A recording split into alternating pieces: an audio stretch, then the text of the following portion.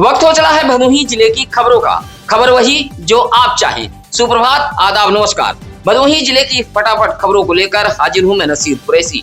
आज शुक्रवार की खबरों की शुरुआत करते हैं इस बड़ी खबर के साथ। चौरी के बेदमनपुर से एक सनसनीखेज मामला सामने आया है, जहां खूंटे से हमला कर एक पिता ने अपनी ही बेटी की हत्या कर दी है। हालांकि पुलिस ने मुखबिर की सूचना पर घेराबंदी करते हुए आरोपी पिता को गिरफ्तार कर जेल भेज दिया है। सनकी पिता राजेश यादव अपनी भाभी रानी देवी को मार पीट रहा था, तभी अपनी बड़ी मां को बचाने 17 वर्षीय खुद राजेश यादव की बेटी सुषमा यादव आ गई। झल्लाए सनकी पिता ने अपनी ही बेटी के सिर पर पशु बांधने वाले खूंटे से हमला कर दिया, जिससे उसकी मौत हो गई। मौत होते ही सनकी पिता राजेश यादव मौके से फरार हो गया था। हालांकि पुलिस ने मुखबिर की सूचना पर चौरी के परसीपुर रेलवे स्टेशन के वन विभाग के पास से घेराबंदी करते हुए गिरफ्तार कर जेल भेज दिया है। बेदमनपुर निवासी संतोष यादव की पत्नी रानी यादव अपने पुराने घर में रखी उपली को निकालने गई थी, जहां उसका देवर राजेश यादव मौजूद था।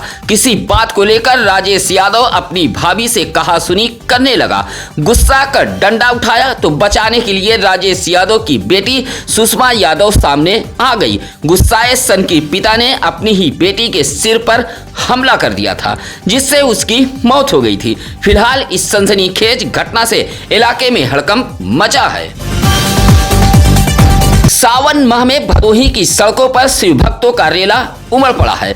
भदोही जिले के अलग अलग इलाके से बड़ी संख्या में शिव भक्त गंगा जल चढ़ाने निकल रहे हैं। ऐसा ही एक नजारा गुरुवार को सुरियामा के घुरहा ग्राम सभा से देखने को मिला है, जहां कुल 130 कांवरियों का जत्था निकला है, जिसमें 26 महिलाएं कांवरियां शामिल थी। डीजे के धुन पर भक्ति गीतों के साथ झूमते नाचते शिव भक्तों के साथ बड़ी संख्या में ग्रामीण चल रहे थे। कांवरियों के जत्थे को रवाना करने के लिए पूरा ग्राम सभा उमड़ पड़ा था। इस जत्थे में सूरज सिंह, विनोद कुमार बिंद, दयाशंकर बिंद, दीपक प्रजापति, रमेश बिंद, पप्पू हलवाई जैसे कुल 130 महिला पुरुष कांवरिया शामिल हैं। यह सभी पहले प्रयागराज पहुंचेंगे, जहां जल लेने के बाद काशी विश्वनाथ के लिए पैदल रवाना होंगे। गोपीगंज के राष्ट्रीय राजमार्ग चौराहे के पास मौजूद एक प्रतिष्ठित वस्त्रालय की दुकान में चोरी होने का सनसनीखेज मामला सामने आया है। गुरुवार की सुबह प्रतिष्ठान के हिलाल अहमद दुकान खोलने पहुंचे तो देखा कि छोटे शटर का ताला टूटा हुआ है और गल्ले में रखा 3,24,000 रुपया गायब है। हालांकि चोरों ने कीमती साड़ी व कपड़े को नहीं छुआ है। मौके पर काफी भीड़ जमा हो गई थी। सूचना मिलते ही सीओ ज्ञानपुर चमन सिंह चावड़ा व गोपीगंज इंस्पेक्टर सचिदानंद पांडे मौके पर पहुंचे थे। फिलहाल जीटी रोड लबे सड़क हुई इस चोरी से व्यापारियों में हड़कंप मचा है। गोपीगंज नगर के चौराहे पर चुड़ियारी मोहाल निवासी आफ्ताब उर्फ बाबू भाई की एक प्रतिष्ठित वस्त्रालय की दुकान है। सुबह उनके बेटे हिलाल अहमद दुकान खोलने पहुंचे तो शटर का ताला टूटा देख सन्न रह गए। काउंटर के कैश बॉक्स में रखा 3,24,000 रुपया गायब था। बड़े शटर के अंदर लगे नट बोल्ट को भी चोरों ने खोला था। फिलहाल पुलिस मामले की जांच पड़ताल में जुटी हुई है। वाराणसी प्रयागराज राष्ट्रीय राजमार्ग पर गोपीगंज के गिराई पावर हाउस के सामने हल्की बारिश के बाद हुए जल जमाव ने करीब 50 लाख रुपए की जल निकासी योजना की पोल खोलकर रख दी है। सड़क और सर्विस लेन पर जल भराव से बाइक, ऑटो, टैक्सी और मालवाहक चालकों के साथ साथ पैदल चलने वाले राहगीरों को भी परेशानी झेलनी पड़ रही है। स्थानीय लोगों का आरोप है कि हाईवे के नाले में आसपास की कॉलोनियों और मकानों का गंदा पानी भी छोड़ा जा रहा है, जिससे समस्या और गंभीर हो गई है। हाल ही में जिला प्रशासन के निर्देश पर जल निकासी की व्यवस्था कराई गई थी, लेकिन पहले ही बारिश में हालात जस के तस नजर आए। लोगों ने हाईवे प्राधिकरण से अस्थायी समाधान की मांग करते हुए जल्द प्रभावी कार्रवाई की मांग उठाई है। भदोही शहर के रामरायपुर इलाके में मौजूद डॉक्टर श्यामा प्रसाद मुखर्जी राजकीय स्नातकोत्तर महाविद्यालय तक जाने वाली सड़क इन दिनों पूरी तरह गड्ढों में तब्दील हो गई है। बारिश के बाद सड़क पर जलभराव होने से छात्र छात्राओं को रोजाना जान जोखिम में डालकर कॉलेज तक पहुंचना पड़ रहा है। खासकर कॉलेज जाने वाली बेटियों को तो भारी मुसीबत का सामना करना पड़ रहा है। विडंबना यह है कि देश के जिस महान विभूति डॉक्टर श्यामा प्रसाद मुखर्जी के विचारों को आधार बनाकर भारतीय जनता पार्टी राजनीति करती है और सत्ता सुख भोग रही है, उन्हीं के नाम पर संचालित कॉलेज का रास्ता बदहाली की कहानी बयां कर रहा है। सड़क पर बने बड़े बड़े गड्ढों में बारिश का पानी जमा हो जाने के कारण आए दिन राहगीर छात्र गिरकर चोटिल हो रहे हैं। पलहैया निवासी संतोष कुमार शर्मा ने बताया कि इस समस्या को लेकर कई बार जनप्रतिनिधियों और जिम्मेदार अधिकारियों से शिकायत की गई, लेकिन अब तक कोई ठोस कार्रवाई नहीं हुई है। स्थानीय लोगों का कहना है कि अगर जल्द सड़क की मरम्मत नहीं कराई गई तो कभी भी बड़ा हादसा हो सकता है। और आप बोलते हैं कि बेटियां पढ़ें, बेटियां कैसे पढ़ें? जब कॉलेज तक पहुंच पाएंगी तब ना पढ़ पाएंगी बेटियां। कैसे जाएंगे हम लोग कॉलेज तक? यहाँ का रोड बनवाएं, यहाँ बहुत कष्ट होता है जाने में। भदोही जिले में रुक रुक कर हो रही बारिश अब गरीबों के आशियाने को उजाड़ने लगी है। ऐसा ही एक मामला कोयरौना के मवैया थान सिंह गांव से सामने आया है, जहां बारिश के बीच ताड़केश्वर सिंह का कच्चा खपरेल मकान अचानक भरभरा कर गिर गया है। संयोग अच्छा था कि परिवार के लोगों ने भागकर जान बचा ली है, अन्यथा बड़ा हादसा हो सकता था।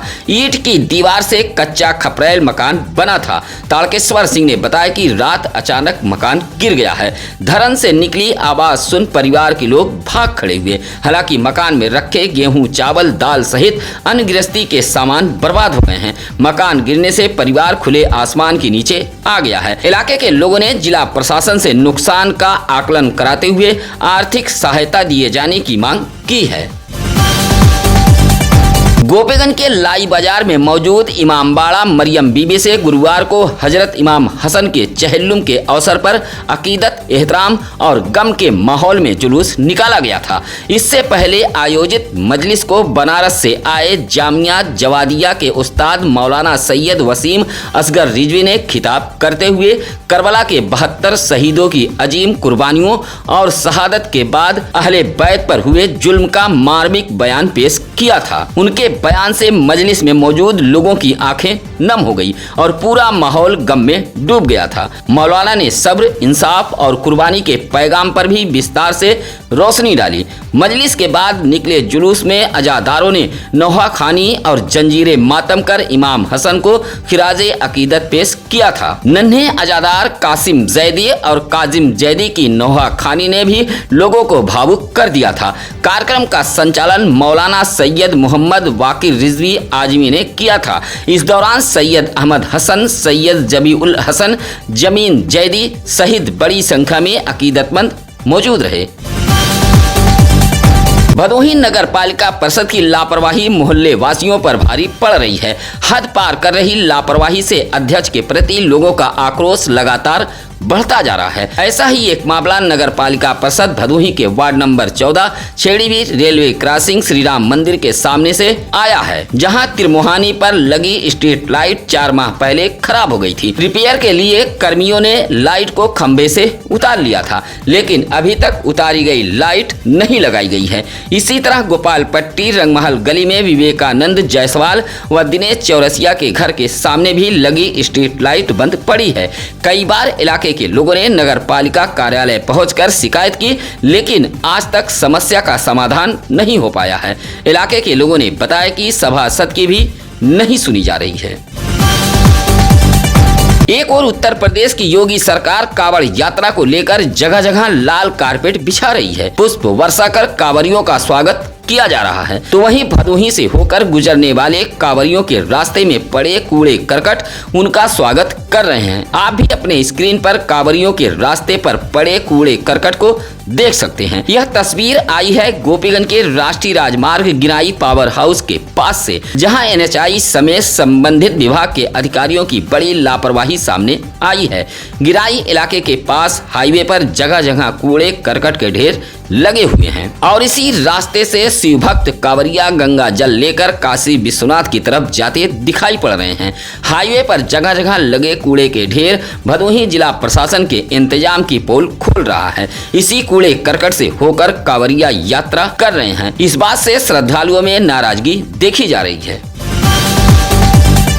सुबह से लेकर शाम तक सड़कों पर विचरण करने वाले छुट्टा पशुओं से आए दिन हादसे हो रहे हैं। बच्चों, बुजुर्गों व महिलाओं का सड़कों व बाजारों में निकलना दुश्वार हो गया है। ऐसा ही कुछ मामला दुर्गागंज बाजार से सामने आया है, जहां सड़कों पर विचरण करने वाले छुट्टा आवारा पशुओं से आए दिन राहगीर घायल हो रहे हैं। बाजार के रवि, सचिन और अंकित जैसे लोगों ने बताया कि इन दिनों छुट्टा पशुओं का आतंक काफी बढ़ गया है। लगातार लोग घायल हो रहे हैं। फुटपाथ दुकानदारों के सामान को भी ऐसे जानवर बर्बाद कर रहे हैं। अचानक मुंह मारने से पटरी दुकानदारों के सब्जी, लाई, चूड़ा, फल जैसे सामान बर्बाद हो रहे हैं। इलाके के लोगों ने भदोही जिला प्रशासन का ध्यान आकृष्ट कराते हुए दुर्गागंज बाजार में विचरण करने वाले छुट्टा पशुओं को पकड़कर गौशाला भेजे जाने की मांग की है। ज्ञानपुर के अछवर चककौलापति गांव में गुरुवार की सुबह 11 बजे उस वक्त अफरा तफरी फैल गई जब बारिश के बीच गांव में मौजूद 10 को पुराना एक भारी भरकम महुआ का पेड़ अचानक धराशायी हो गया। पेड़ की जद में आने से बाबूराम सरोज, महेंद्र कुमार सरोज व कमलेश कुमार सरोज का टीन सेट व खपरेल का मकान क्षतिग्रस्त हो गया है। पेड़ की चपेट में आने से 2 मकान को भारी नुकसान पहुंचा है। इन्हीं लोगों के मकान के सामने वर्षों पुराना यह महुआ का पेड़ मौजूद था, जो बारिश के बीच अचानक गुरुवार को धराशायी हो गया है। संयोग अच्छा था कि उस वक्त परिवार के सभी सदस्य घर के बाहर थे, अन्यथा कई लोग घायल हो सकते थे। फिलहाल मकान में रखा अनाज समेत घरेलू सामान को नुकसान पहुंचा है।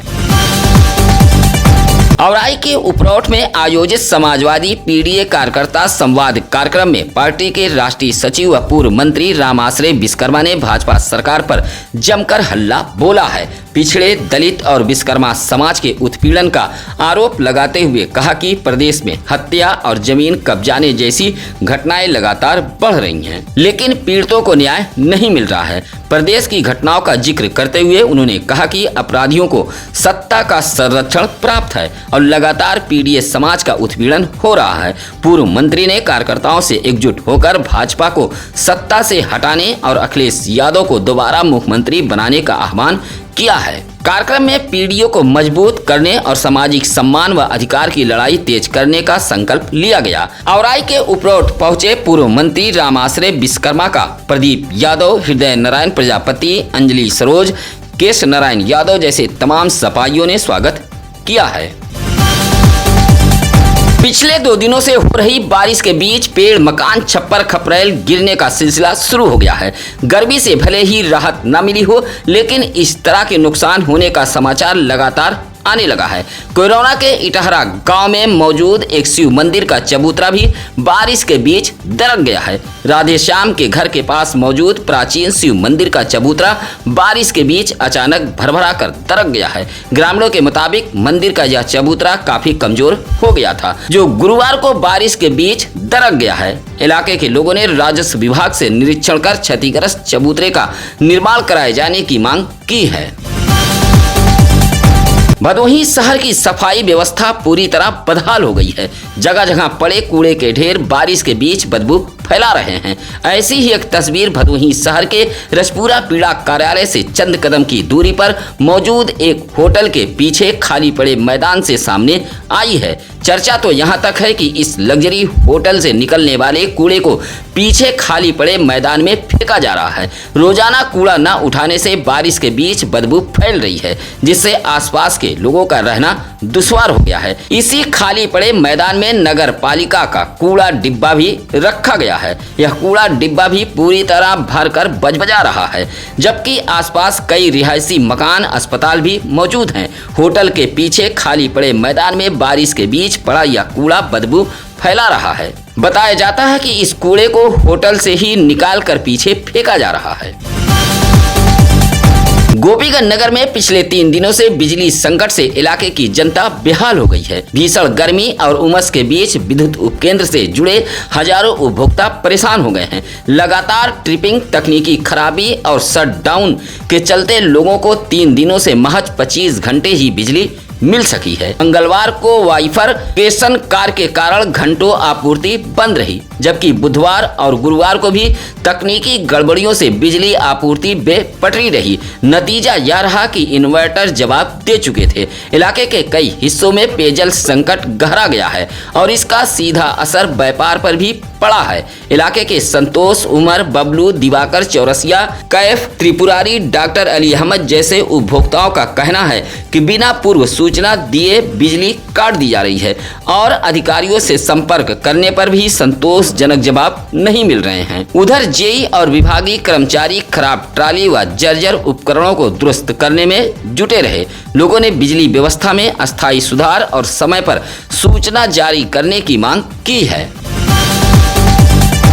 गोरखपुर की मासूम दिव्यांग बच्ची की अस्मत लूटने व हत्या किए जाने के विरोध में गुरुवार को भारतीय नाई कल्याण विकास समिति ज्ञानपुर कलेक्ट्रेट पहुंचकर जोरदार प्रदर्शन किया है। संगठन के पदाधिकारियों ने डीएम कार्यालय पहुंचकर मुख्यमंत्री को संबोधित एक पत्र सौंपकर डायल 112 में तैनात बर्खास्त आरोपी सिपाही अभिषेक यादव को कड़ी से कड़ी सजा देने व फास्ट ट्रैक कोर्ट में सुनवाई कराने के साथ साथ पीड़ित परिवार को 1 करोड़ रुपए मुआवजा व एक सदस्य को सरकारी नौकरी देने की मांग उठाई है। समिति के भदोही जिलाध्यक्ष कैलाश नाथ शर्मा ने कहा कि बेटियों के साथ हैवानियत करने वालों के लिए कानून और सख्त होना चाहिए। इस मौके पर गौरव शर्मा, पंकज शर्मा, मुकेश शर्मा, राजनारायण शर्मा, शैलेश शर्मा, विनोद शर्मा आदि मौजूद रहे।